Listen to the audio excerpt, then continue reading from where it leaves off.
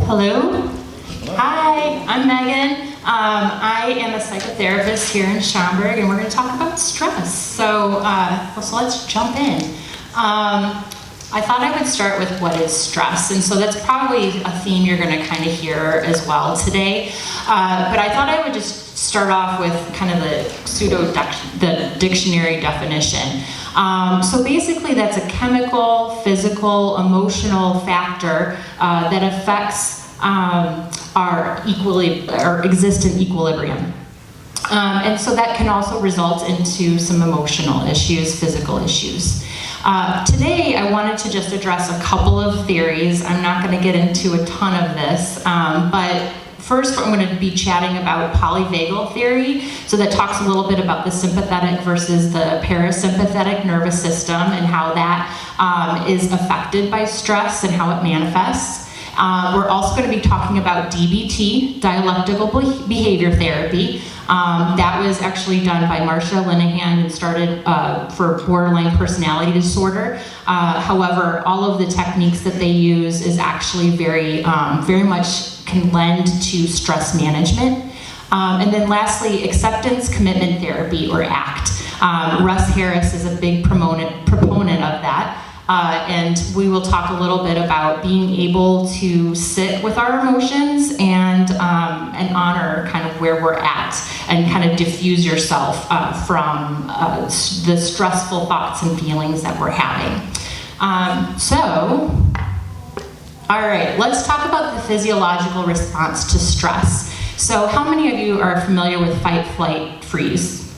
You probably heard something about it. So this is basically our body's way of handling stress. So what happens is we start to overproduce or highly produce cortisol, adrenaline, and different systems in our body start to kick in.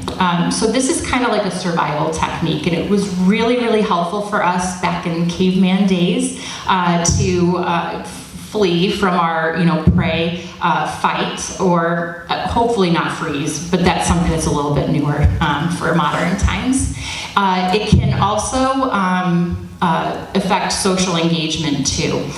So this diagram is from the Polyvagal Theory by Stephen Porges. And just something to add with what's going on in your body. So in order for us to reserve energy, our digestive activity lowers, so we're not hungry. Our heart rate increases. Our ability our glucose levels go up in the liver. Essentially, it is that survival tactic.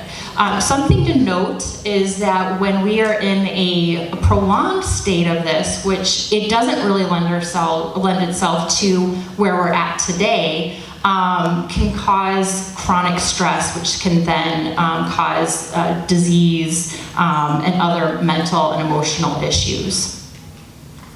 So let's talk about the mental psychological response to stress. So obviously there's going to be effects on your mood, and so that can include things like resulting in anxiety, nervousness, depression, sadness, irritability, anger, so a wide array of mood issues. Then in turn, it can also affect your behavior.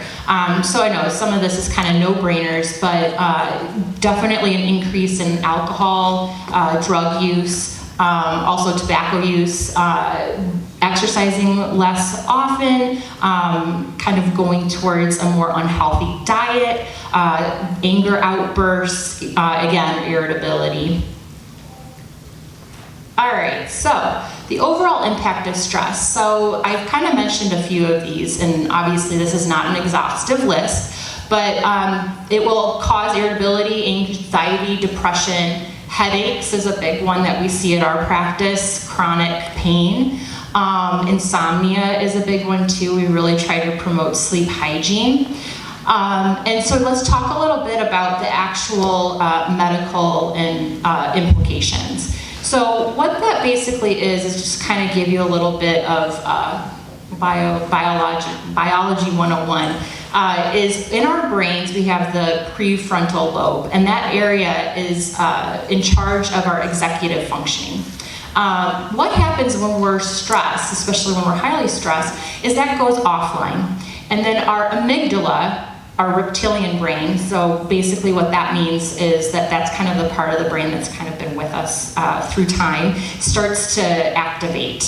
And I also tell clients, when you kind of get into that state, it's really important, especially if you are in like a heated situation, argument, take a time out, because your brain is, again, offline, so you're probably not going to be tapping into your higher cognitive abilities. So the meat of this talk, I think, is really important. So what can you do? And one thing I wanted to just make sure I put on this slide, and then I'll list out a couple of things of how you can do some stress management, is the Mindful Self-Compassion Workbook by Kristin Neff. Kristin Neff is a huge proponent of self-compassion. So you can probably see that the more that you can kind of, take care of yourself, the way that you look at yourself, your self-worth, your body image, all of those things can also be helpful in being proactive in managing stress. If you have a little bit of a lower level of self-compassion, obviously you're going to be a little bit probably less resilient. What's nice also in this workbook is that there's an assessment you can take at the beginning and the end. You can also find that online to kind of see where you land on that spectrum. So let's talk about those different theories that I had mentioned before. So the first one, Polyvagal Theory. So like I said, Stephen Porges, who is awesome, I highly recommend Googling him. I had the opportunity to hear him speak and meet him a couple years ago, and he talks a lot about the parasympathetic nervous system. So as the presenter before me kind of mentioned, is that when your sympathetic nervous system is going, you're heightened, right? So things that he tries to promote is to activate the parasympathetic nervous system. So something that I would encourage you guys to do even today or now is one way is to tap into and activate what's called the vagus nerve. The vagus nerve runs from about here all the way back down here to your tailbone. And so one thing that you can do to help encourage activating that is actually pushing your tongue up to the top of your mouth, to the roof of your mouth, and holding it there. So basically that's causing some pressure on that vagus nerve. So that's just one component of the polyvagal. The next one, DBT, Dialectical Behavior Therapy, basically being able to hold on to your stress, but also distress tolerance, manage it. So something that I like to promote with my clients is interpersonal relationships effectiveness, emotional regulation, so giving them tips and ideas of how to emotionally regulate, and then distress tolerance. So some examples of the distress tolerance that I use with my clients that falls under DBT, Marsha loves to use acronyms. So one of the ones I wanted to share with you is called TIP. TIP stands for temperature, intensive exercise, paired breathing, and progressive muscle relaxation.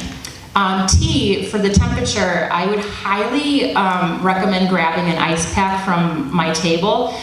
So a lot of times when clients are in my office feeling flooded, just feeling very, very, very distressed, I will give them an ice pack. So what that really does is that it's a temperature change in the body. It helps kind of pull you out of your over ruminating, perseverating kind of stuff in your brain, and helps you focus on a temperature change, so a physical change that your body has to kind of focus on. And then the other one is intensive exercise. And now that doesn't mean go for a 5-mile run, but it's something like just kind of getting you a burst of energy. So maybe doing like 10 jumping jacks or running up the stairs and down a couple of times. So those are just a few that fall under DBT. The last one, ACT, Acceptance Commitment Therapy, real quick, is basically the thought that we're very fused with our cognitions. That means like if I have a thought or feeling, I have to do something with it. That's not necessarily true. And the thing is that I think we often want to not have our thoughts and feelings. That's just not realistic. So it's like, what do we do with that stuff? So something under ACT that I do with clients is called cognitive diffusion, and using techniques to kind of help separate yourself out from that cognition. Being able to note it, be able to identify it, be aware of it, but then also be able to kind of sit with it and move forward and not feeling like you actually have to do something with it. Next slide. Okay, so stress checklist. This is the one that I really like giving out in presentations. So there's a stress inventory called the Holmes-Ray Life Stress Inventory. It's got about 42 items on it, and sometimes what we don't realize is that actually positive things that go on in our life can also be stressful, even though they're a positive stress. And so we don't give enough weight to that. So what I want you guys to do, just in your own heads, and this is just 9 of them, just note if there's about 3 or more that stand out to you that's happened to you over the last year. What you're going to find is that if you've had multiple of these, that you might meet criteria for potential high stress or chronic stress. So something to kind of think about is, you know, where you land on that stress inventory, and you can get more into like what the results in numbers kind of say to you. But I would highly recommend looking up this inventory online and taking it, see where you're landing on things. Because again, you might be experiencing some pretty awesome stuff, like you got married, you moved to a new house, maybe a new job, but that's just a lot of change. So things to keep in mind in terms of taking care of yourself. The other thing just on top, or to add to the stress checklist, is I think that we also kind of use the terminology self-care a lot, but then what does that really mean? So to give an example with my clients, I really recommend trying to avoid multitasking. Also, of course, work-life balance, so that's something that we kind of game plan together. Also socializing, so a lot of clients will end up like isolating because they're feeling, you know, a high state of stress. And so that is really important to kind of, I call it opposite action, is to do something different than what your brain is kind of telling you to do, like shutting down. Other things are, you know, get invested in hobbies. Do stuff that you enjoy that's outside of work. That's very important. So, to kind of wrap it all up together, I could probably talk about stress and all that good stuff for hours. I wanted to share with you some resources. So a lot of the information that I quickly shared with you today can be found through Psychology Today, Mayo Clinic, Simply Psychology, and the American Institute of Stress. You can Google all of those to get some more information. And then the books that I also am really excited, and I always tell people about, is The Happiness Trap by Russ Harris. The DBT Skills Training Manual by Marsha Linehan, again, that goes more into like the tip scale. The Polyvagal Theory by Stephen Porges, again, kind of getting into a little bit more of the biological component of things. And then last but not least, Anything with Self-Compassion by Kristen Neff. So you can just pop that into Google and it'll pull up a plethora of information. So with that, I'm going to go ahead and wrap up. If you guys have any questions, I've got a sponsor table, so you're welcome to stop by and ask them. Full of different stress relieving resources. And with that, I'll end. Thanks, guys. Appreciate it.